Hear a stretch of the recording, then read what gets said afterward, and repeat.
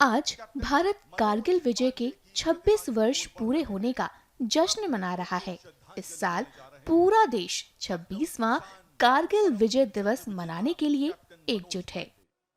यह दिन भारत के इतिहास में गौरव की किरण की तरह चमकता है।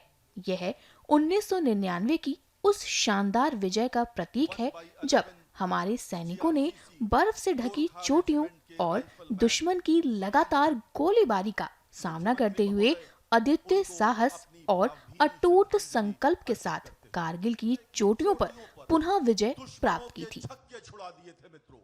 वहीं अब लखनऊ में उत्तर प्रदेश के मुख्यमंत्री योगी आदित्यनाथ कारगिल विजय दिवस 2025 की 26वीं वर्षगांठ के अवसर पर आयोजित कार्यक्रम में शामिल हुए, जहां उन्होंने शहीदों को श्रद्धांजलि अर्पित की।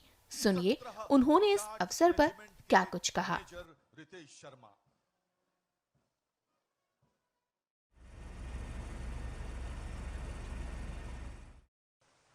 भारत माता के उन महान सपूतों ने, वीर सैनिकों ने जब भी भारत के आन मान और शान के खिलाफ किसी दुश्मन ने दुस्साहस किया, उस दुश्मन का मुंहतोड़ जवाब देने के लिए भारत के वीर सैनिकों ने अपनी जान पर खेल करके, अपना बलिदान देकर के भी भारत की एकता और अखंडता को अक्षुण्ण बनाए रखने के लिए अपना योगदान किया। हम सब जानते हैं कारगिल का जो युद्ध था, यह पाकिस्तान के द्वारा थोपा गया एक युद्ध था। मई 1999 में कारगिल के पास उन पहाड़ियों पर घुसपैठ की सूचना स्थानीय जो चरवाहे थे उन्होंने भारतीय सेना को उपलब्ध करवाया।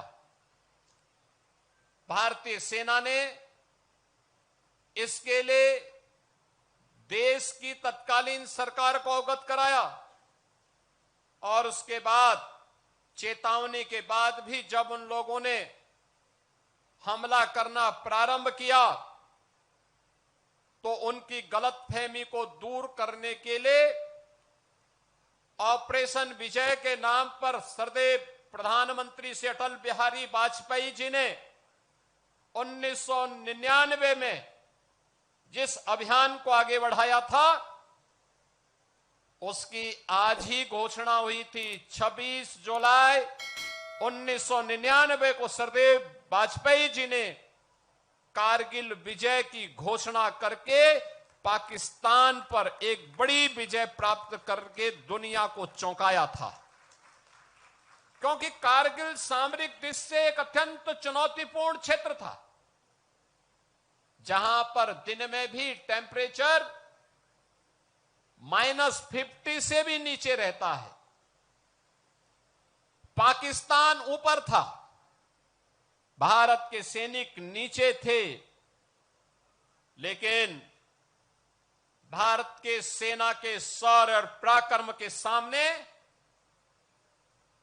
कायर पाकिस्तान के जितने भी घुसपैठिए थे, वे बहुत देर रुक नहीं पाए।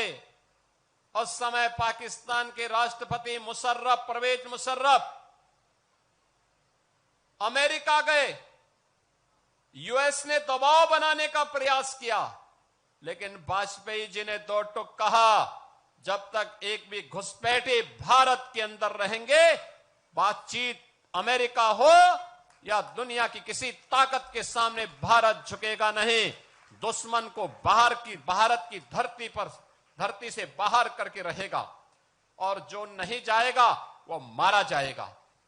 बहनों और भाइयों, अगले कुछ घंटों का समय उन्होंने घुसपैठियों को भागने के लिए दिया कि अब निकल भाग जाओ, नहीं तो मारे जाओगे, और वह मौत मरेगी जिसकी कभी कल्पना नहीं की होगी।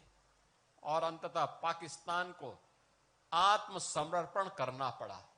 1/11 जीआरसीसी गोरखा रेजिमेंट के राइफलमैन सुनील जंग, मुख्यमंत्री महोदय उनको अपनी भावभीनी श्रद्धांजलि अर्पित करते हुए हिमालय की चोटियों पर दुश्मनों के छक्के छुड़ा दिए थे मित्रों, और लखनऊ की